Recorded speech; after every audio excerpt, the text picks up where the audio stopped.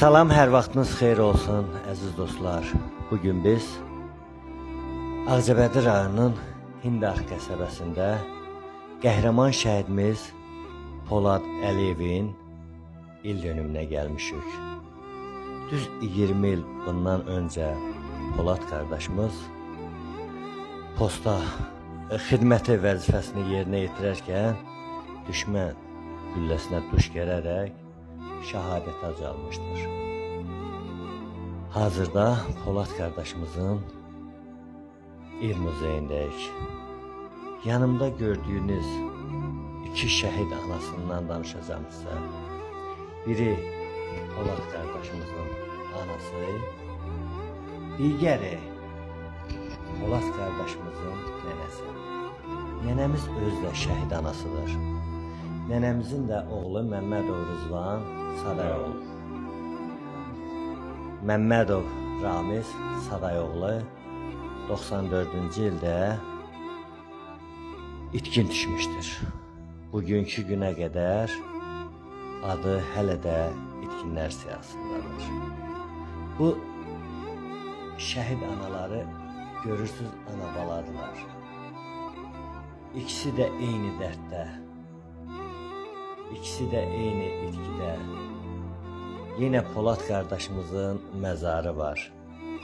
Amma Ramiz qardaşımızın bu vaxta qədər məzarı yoxdur ki, ana da özünə bir təsəlli tapsın. Allah Taala'dan arzu edirəm ki, Allah ana sizə ömür demirəm, ömrü Allah verir.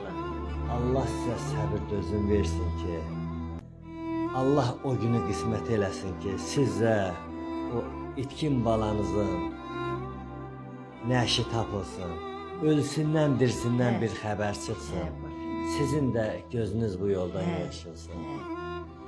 Ben onu arzu eləmişəm.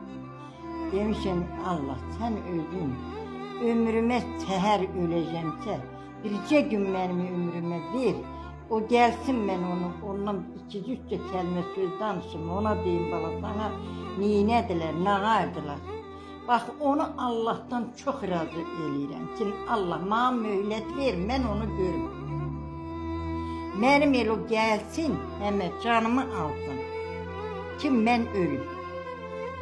Tamından artıq nə deyim? Allah sizə səbir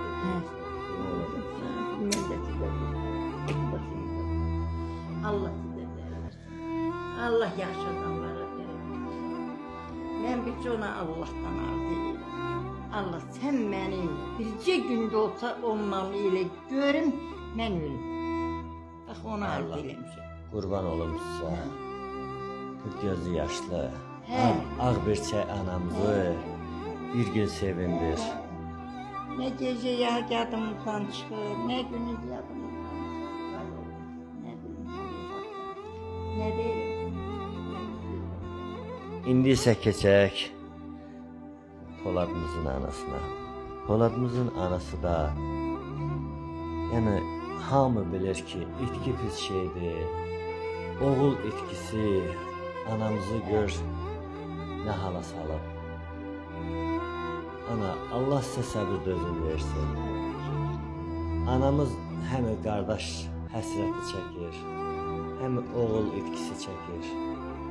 Allah Taala ana sizə bol səbir dözüm versin ki, bu ağrıya, acıya dözürsünüz. 20 il bundan qabaq Polad qardaşımızı torpağa tapşırdınız. Sabahki günü Beyzəti gecəsi qonağım olubdu. Qara qutuda yer durmuşam. 8 günü torpağa tapşırırdı. Polad da elə oğul deyildi.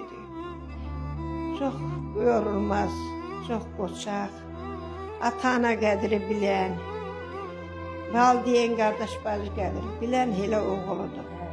Ərinməz, yorulmaz oğul.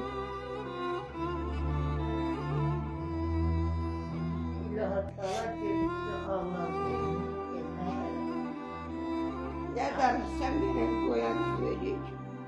Onun kendi sözleri, onun benim. Elə dedi gələcəkmiş hemen sabah 2 gün gözləyirdim səhərimi. Ne diyeyim? Buna dedi ki, Erməni düşmanı. mama, babam ölübdür. Mən istəyirəm gəlim. Mən də buna dedim, o gəlsin də, nə, o gəlsin ha. Dedi qoy Dedim, ha, o gəlsin. Dedi, o 40'ında yatsın. Dedim, o da o dene gəlsin də, nə, bala, o gəlsin. Hə.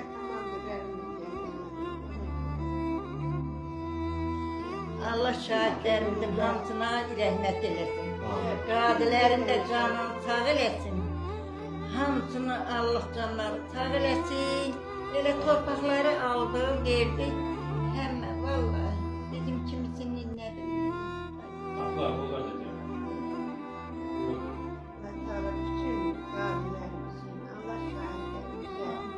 Rəhmət Rəhmət eləsin. Səhlər Hamısı bizim çökənlərə balalarımız. canın sağ eləsin.